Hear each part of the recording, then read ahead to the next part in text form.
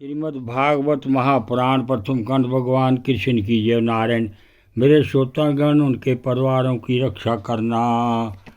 वक्रतुंड महाकाया सूर्यकोटि समप्रभा निर्विघ्नं कुरुदेव सर्वकार्येषु सर्वदा।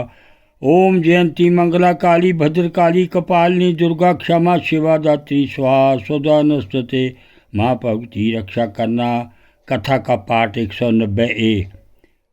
अपीदारा प्रजा मातया भ्रतया श्रेणयोऽथ मंत्रणा पोरा जानपदा भूपा आत्मजा वशवर्तिना यस्यात्मानुवश सचेत सयात सर्वे तुषगाय में लोकासपालाय छन्ति सर्वे बलिं तंद्रता आत्मना प्रीते नात्मा परता स्वत एव वा लक्ष्ये अलबदकाम तमा चिंतया सबलम मुखम एवं विकल्पितो राजन विदुषा मुनिना पिशा प्रक्षावनतो अभाय प्रजा कामस्ततो मुनिम।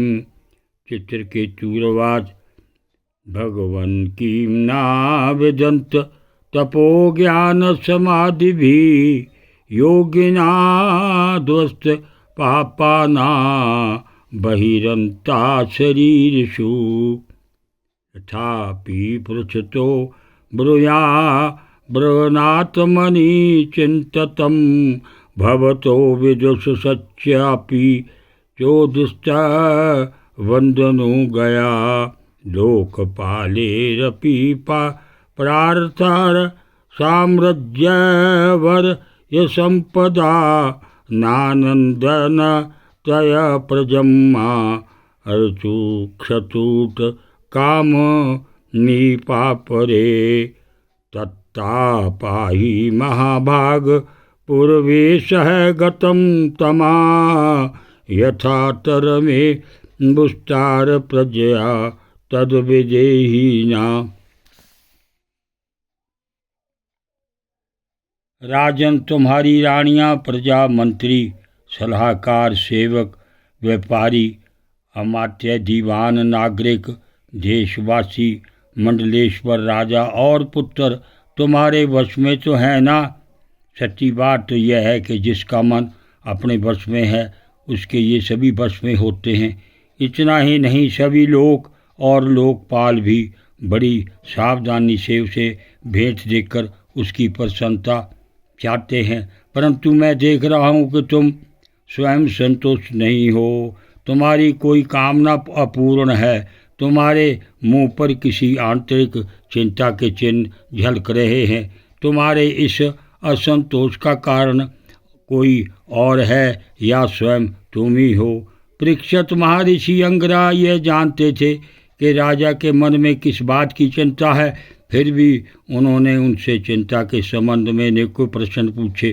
चित्रकेतु को संतान की कामना थी, अतः महर्षि के पूछने पर उन्होंने विनय से झुककर निवेदन किया। सम्राट चित्रकेतु ने कहा, भगवान, जिन योगियों के तपस्या, ज्ञान, धारणा, ध्यान और समाधि के द्वारा सारे पाप नष्ट हो चुके हैं, उनके लिए प्राणियों के बाहर या भीतर की ऐसी कौन सी बात है जिसे वे ना जानते हों। ऐसा होने पर भी जब आप सब कुछ जानबूझकर मुझसे मेरे मन की चिंता पूछ रहे हैं, तब मैं आपकी आज्ञा और प्रेरणा से अपनी चिंता आपके चरणों में निवेदन करता हूँ।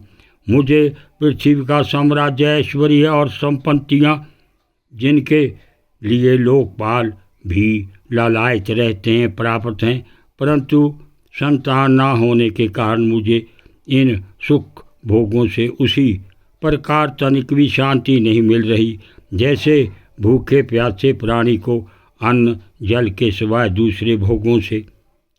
महाभाग्यवान महर्षि, मैं तो दुखी ही हूँ।